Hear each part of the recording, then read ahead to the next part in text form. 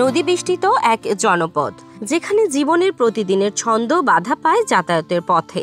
অসুস্থ রোগীকে হাসপাতালে নিতে হোক কিংবা ইউনিয়ন পরিষদে কোনো কাজে যাওয়া, সবখানেই ভরসা মাত্র একটি ট্রলার। ভোর থেকে রাত পর্যন্ত এই দুর্ভোগ যেন জীবন সংগ্রামেরই অংশ হয়ে গেছে হাজারো মানুষের। বহুল প্রতীক্ষিত একটি সেতু পারে এই অঞ্চলের মানুষকে মুক্তি দিতে।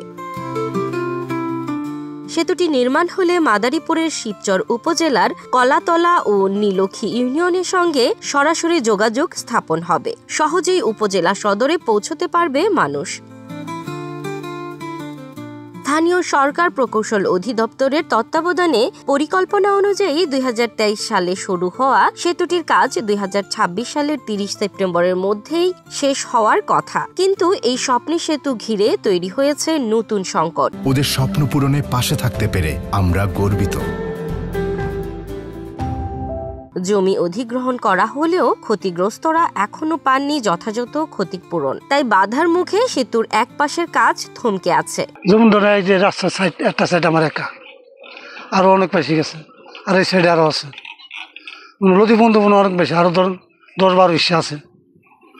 কই বাড়ে বাড়ে আছে না, একা তো আর আমার সম্ভব না। ওগুলি জমি না, নদী বন্ধু প্রাইমারি সেবই আমাদের মানে দাবি কোন এটাই কাজ, কোনো বাধা কে এটা আমাদের নয়। আমাদের কাজ হলো যে বইঘাত নষ্ট হয়েছে, আমাদের যে এটা টাকা পয়সা দিবে তারা কাজ করবো, আমার কোনো দাবি নেই। বিশাল আমরা কিন্তু ক্ষতি হয়েছে, আমরা নদী ভাঙ্গা মানুষ, কিন্তু কেবল কিন্তু এই জমা জমি যাচ্ছে, কিন্তু আমরা চলতে ফিরতে সমস্যা।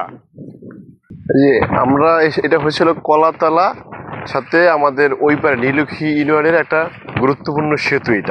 এটা আপনার হয়েছিল আরিয়াল খার 660 মিটার ব্রিজ। এই ব্রিজটা যদি সম্পূর্ণ হয় তাহলে আমাদের নীলক্ষীর পূর্ব পাড়ের লোকের সাথে পশ্চিম পাড়ের লোকের যোগাযোগ ব্যবস্থাটা খুবই ভালো হবে।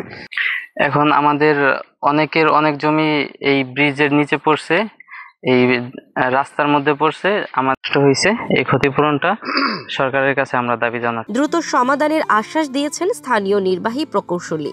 মাদারীপুর জেলার শিবচর উপজেলাধীন বহেরাতলা ইউপি অফিস হইতে কলাতলা হাট সড়কে 4200 মিটার চেইনে যে আরিয়াল খান নদীর উপর 670 মিটার ব্রিজ নির্মাণ কাজ চলমান আছে।